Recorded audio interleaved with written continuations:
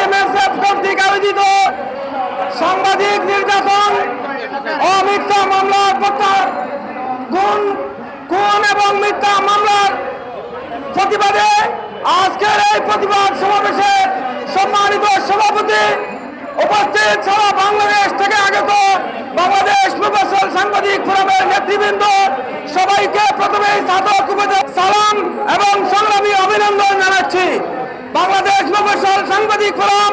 বিগত 13 বছর ধরে বাংলাদেশের জমিনে সাংবাদিকদের অধিকার আদায়ের জন্য যে আন্দোলন সংগ্রাম করে যাচ্ছে, তারই ধারাবাহিকতায় 1 মে থেকে আজ 7 মে পর্যন্ত বাংলাদেশ মুফাসসল সাংবাদিক ফোরামের কেন্দ্রীয় কর্মসূচি বাস্তবায়ন করতে গিয়ে বাংলাদেশ মুফাসসল সাংবাদিক ফোরাম চাতক উপজেলা শাখা তার প্রতিটি কর্মসূচি পরিপূর্ণভাবে পালন করতে সক্ষম হয়েছে। তারই পরিশেষে আজকের এই ঢাকা জাতীয় প্রেস ক্লাবের সামনে সাংবাদিকদের দাবি দাবা আদায়ের লক্ষ্যে যে সংগ্রামী যে সমাবেশ আয়োজন করা যাচ্ছে,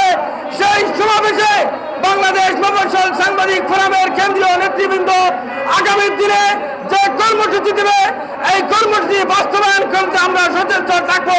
এই কথা বলে চাতক উপজেলা শাখার পক্ষ থেকে পরিবেশে অভিনন্দন ও মুবারকবাদ জানিয়ে আমার বক্তব্য শেষ করছি।